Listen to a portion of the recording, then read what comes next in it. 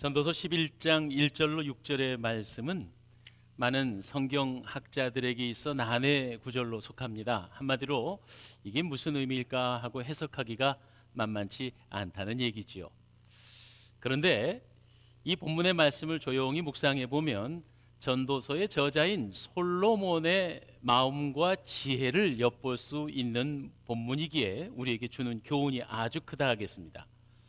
새해 첫 주일을 맞이하는 우리들 가운데 하나님께서 주시는 귀한 사인이고 메시지이시고 하나님의 뜻이라고 생각합니다.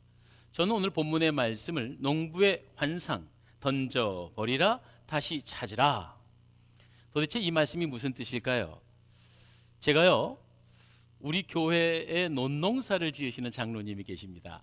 그리고 또 예전에 김해평야 김해에서 목회를 할 때도 대단히 벼농사를 하시는 분이 계셨는데, 그냥 뭐 한마지기 두마지기 정도가 아니고 평으로 따지면 만평, 5만평, 10만평 이렇게 벼농사를 짓는 분이 계셔요.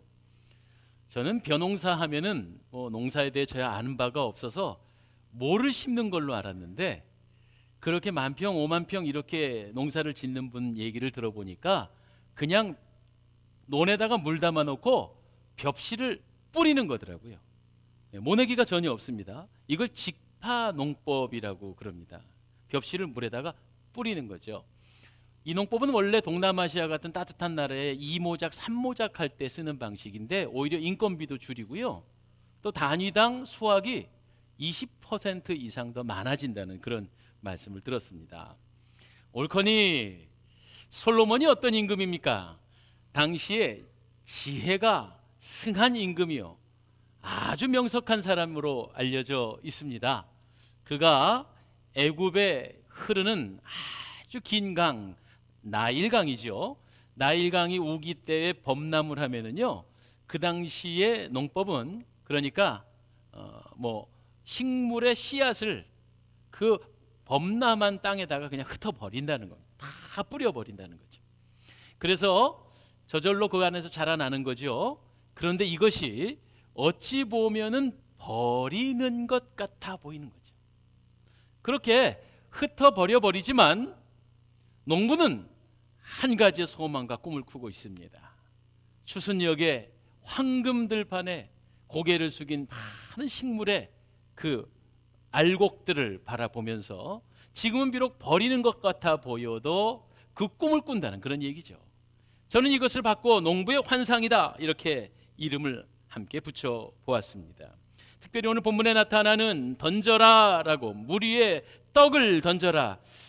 이 떡이라고 하니까 백설기, 뭐 우리 무슨 뭐 시루떡 이런 떡이 아니고 워낙 개정판에 보면 식물을 던져라, 종자를 던져라 이런 의미가 되겠습니다. 그래서 농사 짓는 장로님에게 여쭤봤어요. 그 만평, 5만평의 벽씨를 그냥 이렇게 뿌리는 거거든요, 물에. 근데 그 벽씨가요 무슨 20가마니 뭐 30가마니가 들어간대요. 그 종잣값만 해도 몇 천만 원이 넘고요. 그 이후에 뭐 약치고 뭐 이양기 쓰고 막 이런 것들 다 하면 돈이 엄청나게 들어감에도 불구하고 농부는 오로지 가을의 추수의 꿈을 꾸면서 아낌없이 버린다는 거죠. 여기서 던져버려라 라고 말했을 때 이 샬라흐라고 하는 히브리 언어를 쓰고 있는데, 히브리 말 던져라 라고 해석되어 있지만 이것은 버려라 라는 의미가 더 많대요. 던져버려라, 지금 내 손에서 놔버려라. 그런데 1절 뒷부분에 보면 여러 날 후에는 도로 찾는 겁니다. 반드시 찾는 비결입니다. 이 농부의 환상이 없었다면 과감하게 그 몇 천만 원이란 종자를 그 물에다가 던져버릴 수가 없는 거죠. 가을녘에 그 영그러 노랗게 황금 물결이 된 그 놀라운 것을 꿈을 꾸면서 아낌없이 버릴 수 있다. 바로 이 솔로몬은 이 지혜를 알고 있었던 겁니다. 새해를 시작하는 우리들의 마음 가운데 그리스도인의 삶이 저는 이와 유사하다고 생각합니다. 기독인의 삶이라는 것이 사실은 버리는 삶입니다. 그런데 구체적으로 무엇을 버리며 살아야 할까? 그러면 다시 도로 건지리라, 도로 찾으리라 하신 말씀 도대체 무엇일까? 곰곰이 묵상해 보았습니다. 저는 오늘 주보에도 기록되어 있습니다. 크게 기도를 던져버리고 헌금을 던져버리고 선행을 하나님 앞에 던지고 복음 전파를 던지라. 그 첫 번째 기도 생활입니다. 바라기는 2020년도 새해 여러분 하나님 앞에 기도 많이 드릴 수 있게 되길 바랍니다.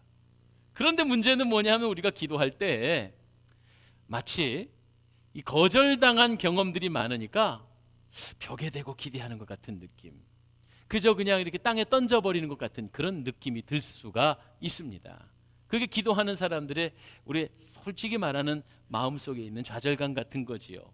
그럼에도 불구하고 우리는 기도해야 합니다.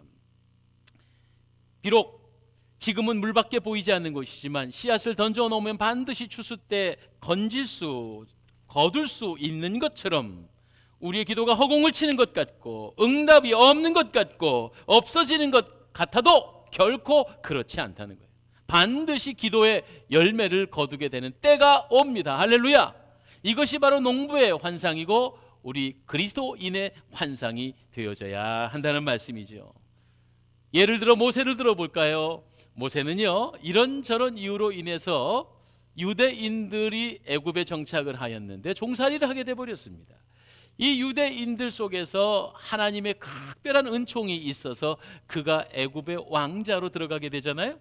그런데 그는 40세가 됐을 때 가슴에 뜨거운 열심과 뜨거운 꿈이 있었습니다. 그것은 노예 생활을 하고 이렇게 핍박받는 내 민족 유대인들의 해방이죠. 그것을 사도행전 7장 23절에는 모세가 나이가 40이 되매 그 형제 이스라엘 자손을 돌아볼 생각이 나더니 이렇게 성경은 말하고 있습니다. 그러니까 창세기에서 나타나는 건 단순히 열정으로 혈기로 그렇게 한 것 같아 보이지만 그의 마음속에 소원이 있었다는 얘기예요. 자신의 민족 유대인들의 해방을 꿈꾸고 있었다는 겁니다. 환상을 보았다는 거예요. 그러나 아직 때는 아니었습니다. 자신의 생각이 앞서게 되니까 결과적으로는 살인자가 되어버리고 광야로 내어 쫓깁니다. 그리고는 하나님께서 40년간 더 연단받고 기도하게 만드시는 거죠.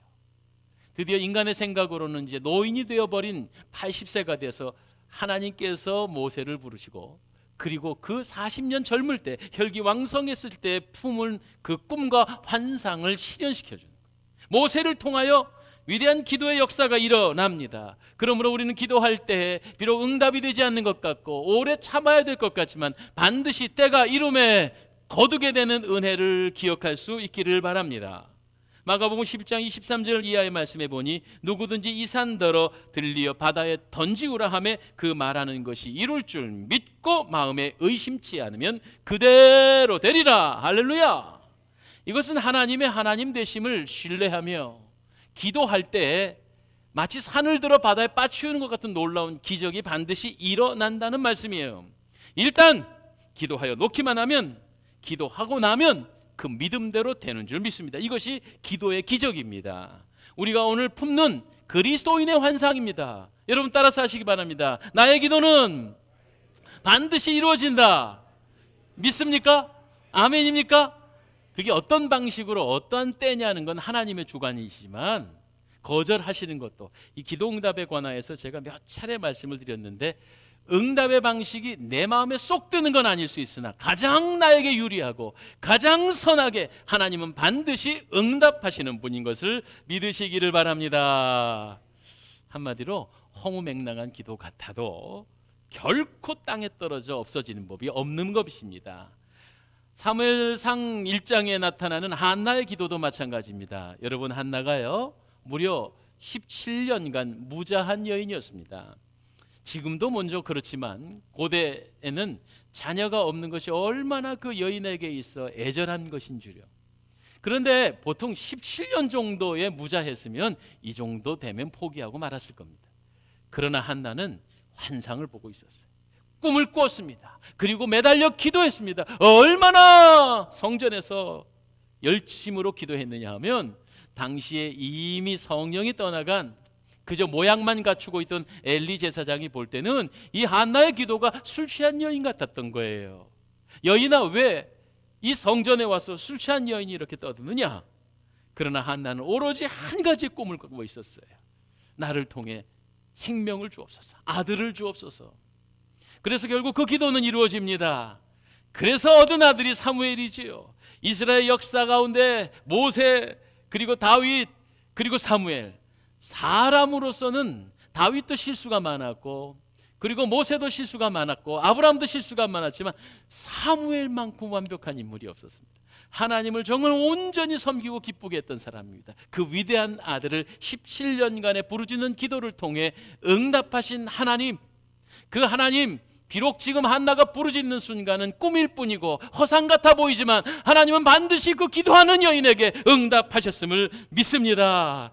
그래서 오늘 솔로몬의 전도서처럼 물에 던지는 떡 같아 보이지만 아무것도 얻을 것 같아 보이지 않는, 포기하는 거지만 샬라흐, 던져 버리라, 기도를 던지십시오. 하나님께서 반드시 다시 찾게 하여 주실 것입니다. 할렐루야. 야곱의 생애를 봐도 그렇습니다. 야곱은요, 형님의 장자권 때문에 이런저런 갈등으로 인해서 자신이 살던 부엘세바를 떠나 삼촌 라반이 있는 하란으로 가게 되는데, 하란으로 가는 길 도중에 베델 광야에서요, 처량한 자기 신세를 바라보며 참 한치 앞을 내다볼 수 없는 그런 상황이었잖아요. 그런데 환상인지 꿈인지 하늘에서 사닥다리가 내려왔습니다. 그래요, 환상을 본 거예요. 그리고는 천사가 오르락 내리락 하는데 그 천사의 사닥다리 꼭대기에 하나님이 계시고, 그 하나님을 환상 중에 본 이 야곱은 하나님 앞에 서원합니다. 하나님, 내게 약속하여 주세요. 내가 서원하기를 내가 가는 길에 나를 지켜주시고 나를 먹이시고 나를 입히시고 그리하여 평안히 아버지 집에 돌아오시게 하면 여호와는 나의 참 하나님이 되실 것이고, 내가 지금 이 기둥으로 세운 돌이 하나님의 전이 될 것이며 내가 가진 모든 것의 10의 1조를 주님 앞에 드리겠습니다. 서원 기도한 거예요. 서원 기도. 그런데 이 기도가요, 당장 이루어진 건 아닙니다. 얼마나 걸렸나요? 20년이 걸립니다. 그리고 20년 뒤에 이 야곱이 고향으로 돌아올 때는요, 자녀들하고 아내하고 그리고 거부가 되어서 돌아오니 하나님이 그 기도를 응답하셨습니다. 베델의 광야에서 환상 중에 사닥다리를 봤을 때 그 처량한 기도가 반드시 하나님은 사라지는 기도가 아니라 응답하시고 도로 찾게 하셨다, 이런 말이죠. 그런데 문제는 뭐냐면 이 서원 기도일 경우 아주 조심스러운 것이 있습니다. 무엇이냐면 반드시 지켜야 하는 거죠. 이런 하나님의 축복을 받고 기도가 응답됐음에도 불구하고 이 야곱은 말이에요, 고향으로 돌아와서는 약속의 베델의 전을 세우지 않고 그냥 그대로 자기 멋대로 하나님 앞에 드려진 약속을 싹 잊어버리고 지냅니다. 창세기 35장에 보니까 그때 하나님께서 많이 속상하셨어요. 그리고 이 야곱의 외동딸이었던 디나가 성폭행을 당하는 아주 불행한 사건을 겪게 될 때 그제서야 비로소 이 야곱이 서원 기도를 깨닫게 되는 거예요. 아이고, 내가 잘못했습니다. 그리고는 그 길로 가서 베델에 단을 쌓고 하나님 앞에 다시 되돌아오는 그런 놀라운 역사가 창세기 35장에 기록되어져 있습니다. 야곱은 늦었지만 20년 전 하나님 앞에 기도한 것을 기억해냈습니다. 그리고 약속을 지키게 됩니다. 여러분, 하나님 앞에 드려진 기도는 절대로 사라져 없어지는 것이 아닙니다. 비록 샬라흐, 당장은 응답되지 않는 것 같아도 하나님은 결코 잊지 아니하시고 우리의 기도에 들어 응답하시며 가장 선한 길로 인도하여 주시는 분이신 것을 믿으시기를 바랍니다. 그래서 바라기는 올 한 해 2020년도는 기도를 주님 전에 던져 버리십시오. 그 기도가 반드시 응답될 줄 믿습니다. 제가 아는 너무나 감동적인 한 이야기가 있는데, 여러분 저기 안산이라고 하는 동네 안산제일교회 그 유명하신 고훈 목사님 교회의 김응선 장로님의 이야기입니다. 이 김응선 장로님, 옛날 얘기니까요, 이분이요 너무너무 찢어지게 가난하게 살았던 그냥 작은 농사를 짓는 농사꾼이었다고 그래요. 그런데 얼마나 신앙생활을 신실하게 하셨는지 교회에서 인정을 받고 장로님이 되십니다. 이 김은성 장로님이 장로님이 되셨는데 이제 예배의 대표 기도 순서가 돌아와서 대표 기도를 하려고 순서가 와서 이제 강단에 올라왔는데 이게 웬일입니까? 너무나 가난한 이유로 인해서 평소에 농사 지느라고 그냥 작업복에 허름한 옷만 있었을 뿐이지 양복과 뭐 넥타이, 와이셔츠 같은 건 아예 생각도 못하고 그냥 자기 가지고 있는 깨끗한 옷 하나 입고 강단에 올라서는데, 그때 목사님께서 아이고 장로님, 그 옷차림새로는 안 되겠습니다. 장로님 내려가시고 오늘은 선임 장로님이 대신 기도하십시오. 그래서 이제 선임 장로님이 강단에 올라와서 기도를 하는데, 이 김은성 장로님이 자신의 처지가 너무나 처량하고 부끄럽고 죄송스러워 강단 뒤에서 눈물을 줄줄줄줄줄 흘렸다는 거예요. 근데 여기서 이 정도 되면은 보통 여러분, 보통 저 같은 이 조그만 마음 같으면 상처받았다고, 내가 그냥 다시는 이 교회 다니냐고 보라고, 뭐 교회를 옮기든지 아니면 몇 개월을 교회를 두문불출하든지 막 이렇게 했을 것 같은데, 김응선 장로님은 무슨 말씀을 하셨느냐. 하나님, 이 종이 가난하게 살아서 변변히 주님의 전에 대표기도를 받으며 깨끗한 양복 한 벌 없어서 이렇게 가난하게 산 것 용서해 주옵소서. 하나님, 내가 다시는 주님 전에 정성 어린 모습으로 서서, 그리고 내 자식들이 이 가난을 되물림하지 않도록 하나님 저에게 복 내려 주세요 하고 그렇게 눈물을 뿌리며 기도했다는 거예요. 그래서 여차저차해서 그 다음에는 어떻게 해서 단벌 양복을 하나 마련을 했는데, 예배당을 출입할 때 아무튼 무슨 주일 낮 예배뿐만 아니라 새벽 예배, 모든 공예배 때 정장이 아니면 교회를 오실 땐 무조건 정장을 하고 옷매무새를 잘 갖추고, 어떤 날은 교회를 오다가 무슨 비가 와가지고 바지 뭐 이렇게 탁 해서 오염이 되면 그 길로 다시 뛰어들어가서 새 옷을 갈아입고 올 정도로 예배당의 정성과 몸가짐을 깨끗하게 하면서 평생에 그렇게 성실하게 장로님으로서 사역을 잘 감당했다는 거예요. 그런데 불과 3대로 넘어가지 않아서 그 장로님의 자녀들이 총 9남매 아래 104명의 아주 명문 가문으로 자라나게 됐는데, 그 아드님들이 소개되고 있어요. 이 책에 보면은 장남은 고등학교 교장 선생님을 하셨고, 차남 두 번째 아들은 장군이 돼서 전역을 했고, 세 번째 아들은 대기업의 사장님이시고, 네 번째 아들은 국회의원을 2번 지냈는데 이분이 누군지 제가 조사를 못했어요. 국회의원을 2번이나 지내셨고, 다섯 번째는 장관을 거쳤고, 4명의 딸도 사위가 있고 교회 장로님들이 있고 믿음의 명문 가문이 돼 있더라, 이런 얘기입니다. 네. 이렇게 눈물 뿌리며 하나님, 이 종이 가난하여 변변한 옷도 입지 못해 주의 단에 더러운 옷 입고 올라선 것 용서하시고 우리 가정에 하나님 복 내려 주셔서 평생토록 주님 정성스럽게 섬기게 해주세요 하는 기도를 하나님은 잊지 않으시고 그 가문의 대대손손의 명문 가문으로 인도하셨다고 하는 안산 제1교회의 김응선 장로님 이야기예요. 사랑하는 여러분, 그렇습니다. 진실로 하나님은 우리의 기도가 물에 던져지는 식물 같아 보여요. 물에 던지는 떡같이 버려지는 것 같아도 하나님 반드시 응답하시는 줄 믿으시기를 바랍니다. 무엇보다 바라기는요, 하나님 앞에 여러분 약속한 여러 가지 크고 작은 서원은요, 하나님은 절대 잊지 않으셔요. 그러니까 여러분도 반드시 그 약속을 지키시고 주님으로부터 복 받으시는 생에 복 받는 가문 되시기를 주님의 이름으로 축원합니다. 두 번째, 우리가 신앙생활하면서 마치 물에 던져지는 떡 같은 그런 경우가 있는데, 그게 뭐냐면 물질입니다. 물질.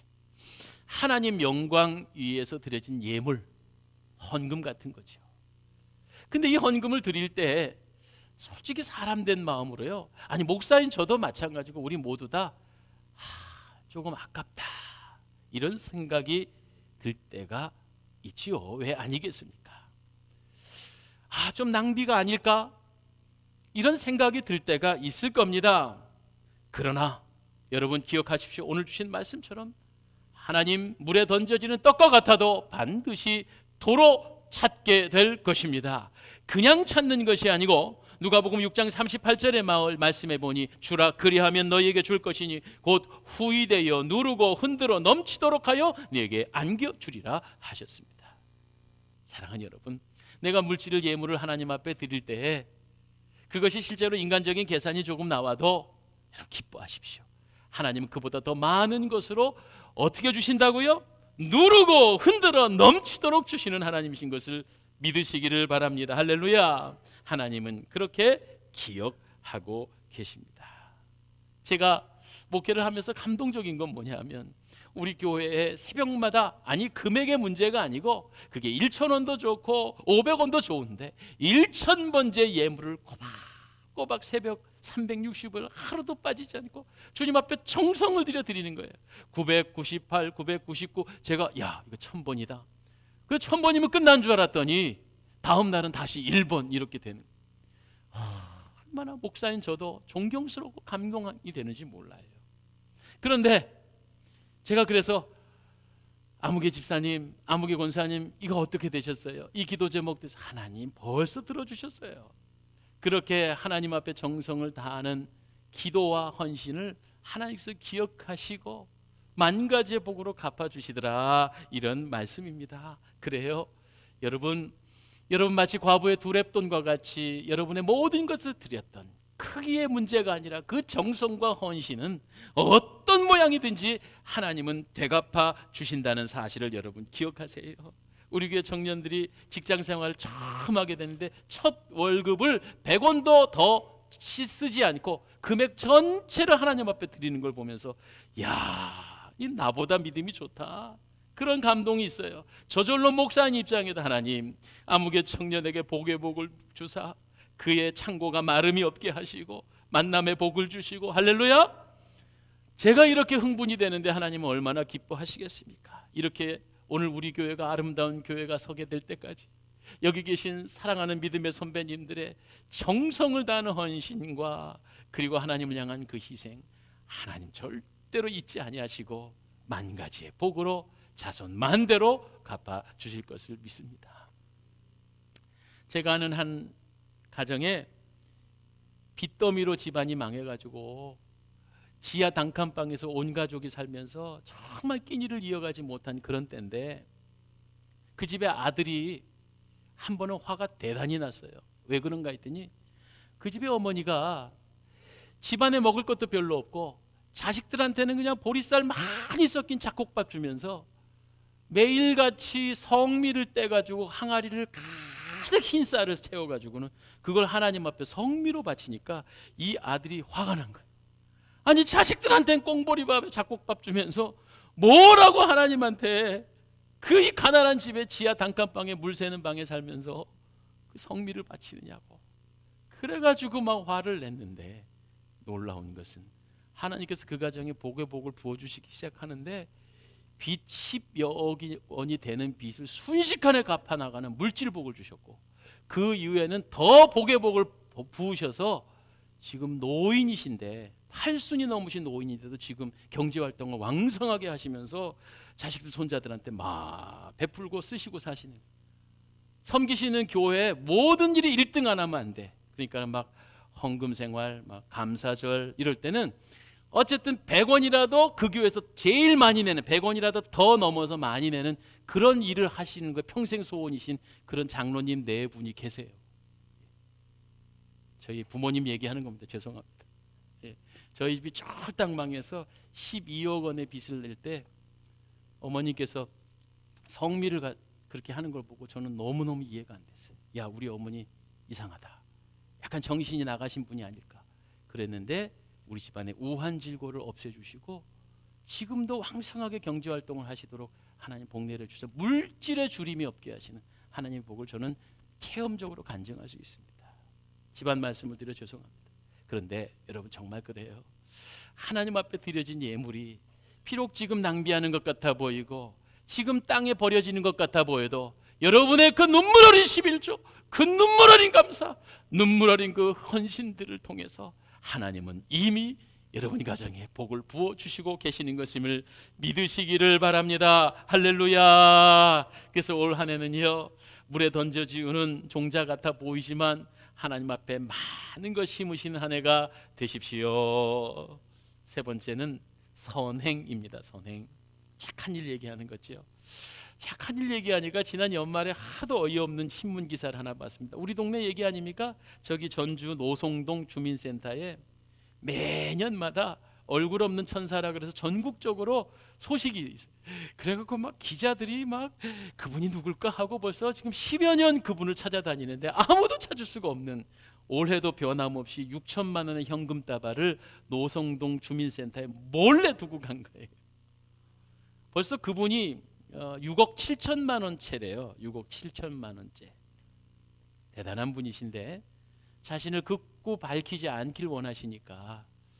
근데 어떤 일이 벌어졌어요 올해? 아이 그래 그걸 놓고 간 거를 기다렸던 어떤 범죄자가 둘이서 짜고 놓고 가자마자 그걸 그대로 훔치고 가서 야단이 났지요. 아이 훔쳐놓고는 불과 4시간 만에 잡혔어요. 참 이렇게 선행을 베푸는 사람이 있는가 하면 그렇게 물질에 눈이 어두운 사람들이 있구나 그런 생각합니다. 성경에 보면 사도행전 9장에 베드로가 요빠에 갔을 때에 장례식이 하나 있었습니다. 한 여인의 장례였습니다.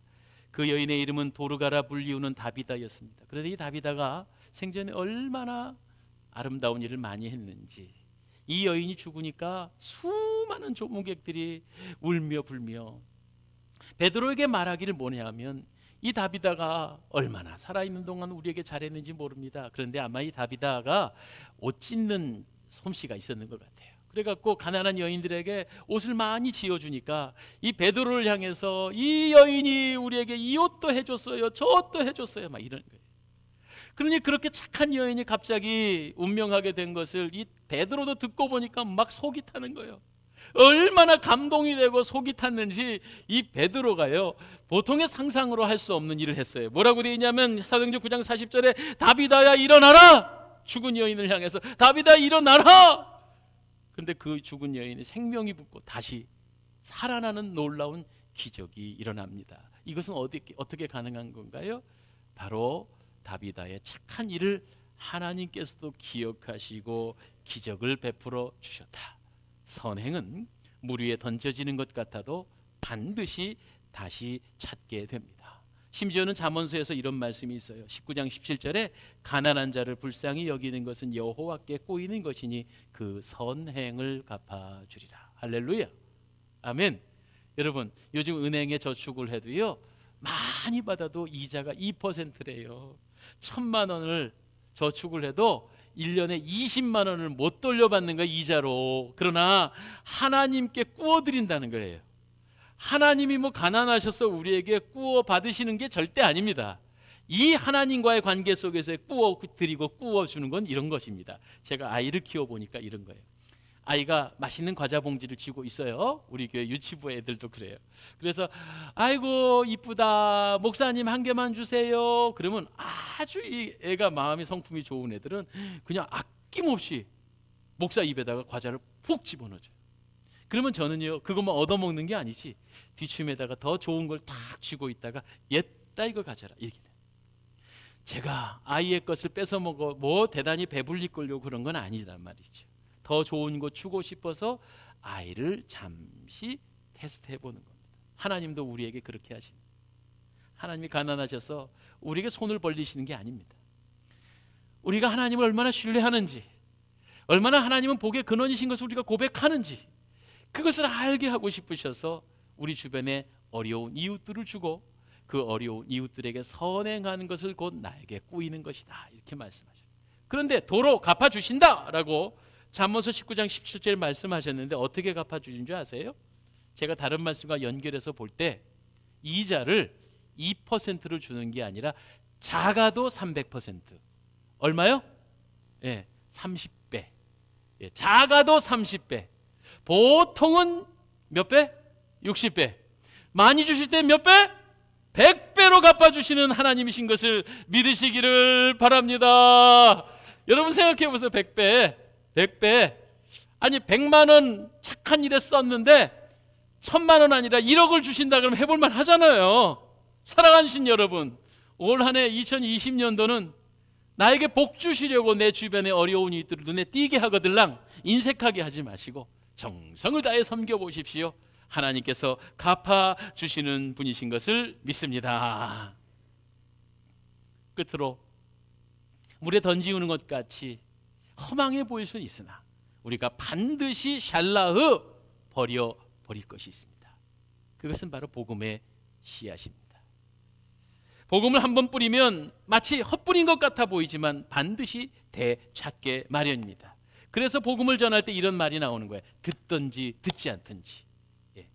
전할 수 있는 환경이 되든지 그렇지 못하든지 우리는 버리기만 하면 됩니다. 전도하면 그 아름다운 열매가 반드시 있습니다.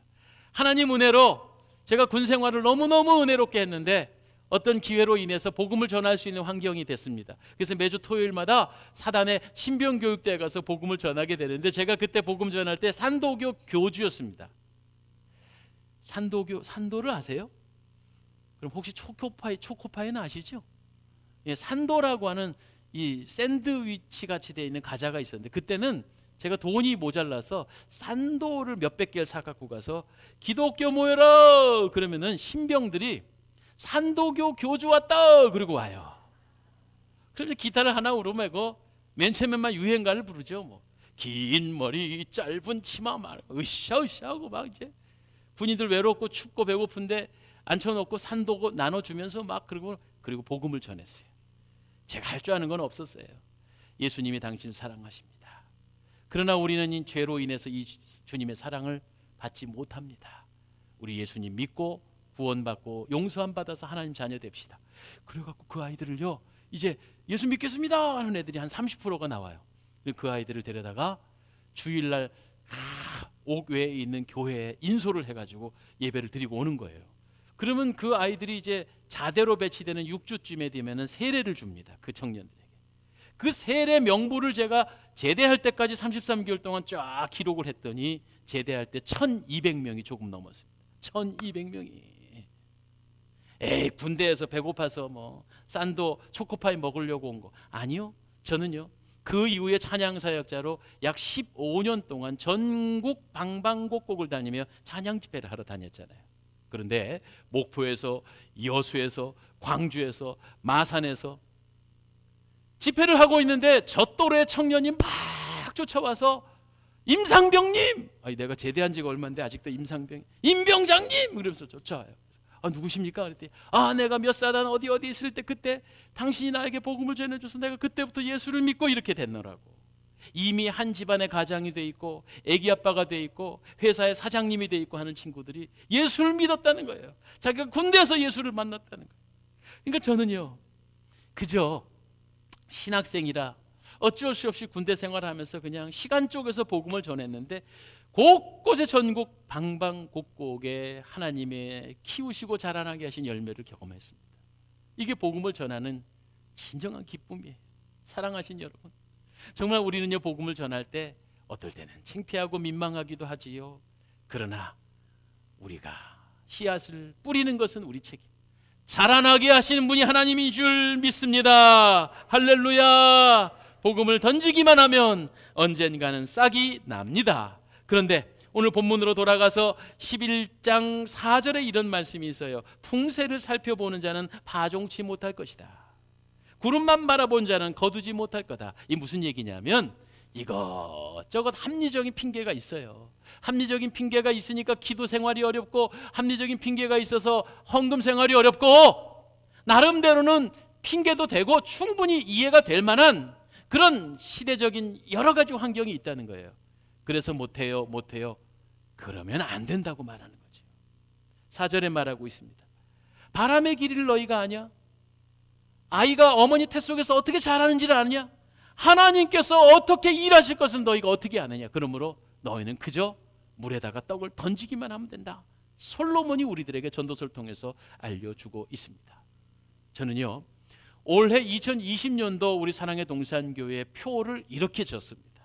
어떻게 졌죠? 예, 다시 한번요. 사랑의 동산교회 2020년도 표 환상에 불타는 성도, 환상이 이루어지는 교회. 할렐루야. 이 환상이란 단어가 다소 조금 허망하게 들릴 수가 있어요. 왜냐하면 환상이 깨졌어 이런 거 있잖아요. 왜?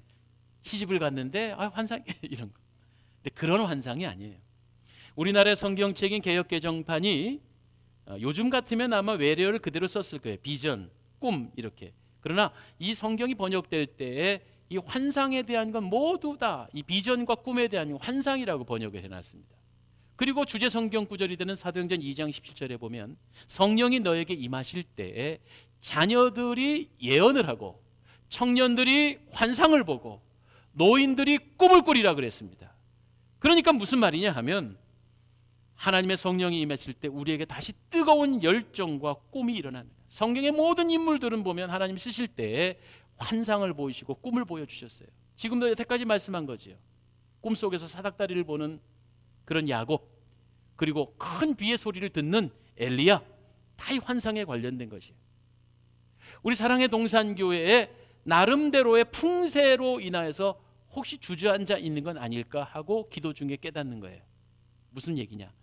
우리 교회는 90년 역사가 됐는데 너무 시내하고 떨어져 있어. 여러분, 이런 환경과 풍세에 좌절하지 마세요. 저는요, 우리보다 더 멀리 떨어져 산속 깊은 데서 무려 3,000명, 4,000명이 모이는 교회를 알고 있어요. 우리보다 더 큰 공장지대에서 5,000명을 모이는 교회를 알고 있어요. 우리 교회가 지금 시내에서 떨어져 있다고요? 교통편이 나빠서 부흥이 어렵다고요? 그건 풍세예요. 이 풍세를 뛰어넘는 것이 하나님의 성령에 주시는 마음으로 인한 환상입니다. 저는 우리 교회 90년의 역사, 이제 100년을 바라보는 원년입니다. 올해가. 제가 3년간 우리 교회에서 함께 여러분과 신앙생활을 했고, 이제는 앞으로의 10년 동안 2029년도가 되면 100년이 될 겁니다. 저는 가슴속에 설레임이 있고 흥분이 있습니다. 하나님이 보여주시는 환상을 보고 있습니다. 큰 비의 소리가 들립니다. 우리가 생각하는 세상적인 풍세, 우리 교회는 뭐가 또 어려움이 있다고 말씀하냐면 노인분들이 많대요. 아니 무슨, 그래서 우리 노인분들이 계시니까 얼마나 교회가 평안하고 안정되고 노숙하고 좋습니까?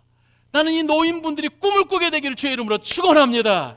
마지막 때 성령이 임하시면 어르신들이 꿈을 꾸게 된대요. 그동안은요, 아이고 목사님 내가 이제 나이가 80인데 90인데 무슨 꿈을 꿔요? 아니요, 사랑하신 여러분, 여러분 하늘나라 불려 가시는 날까지 주님의 일을 감당하시기를 주의 이름으로 축원합니다.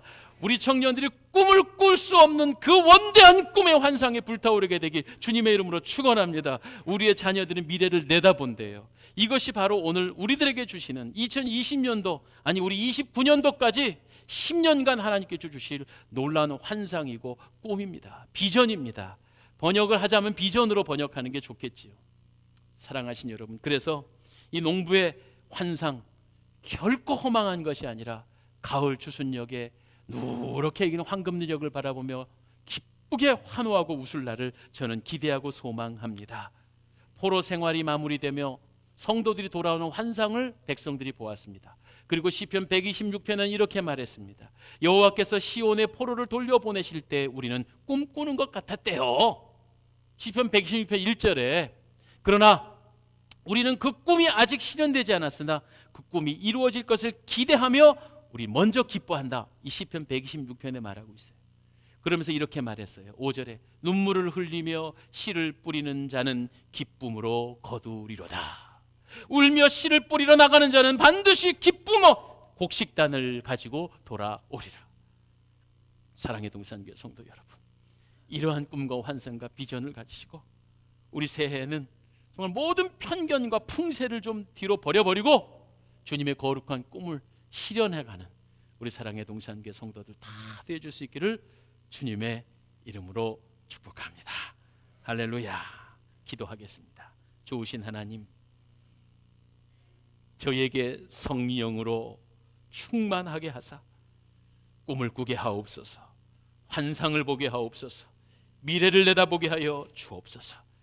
90년의 위대한 역사 가운데 지금까지 인도하셨던 하나님, 이제 100년을 향하여 우리에게 새로운 비전과 꿈을 허락하여 주셨사오니 우리는 반드시 부응합니다. 주님은 반드시 우리와 함께 계십니다. 하나님, 세계 선교와 조국 선교를 위하여 우리 교회가 쓰임받는 교회가 될 것을 소망합니다. 이 귀한 환상을 실현시키는 2020년도 사랑의 동산교회 성도들 되게 하옵소서.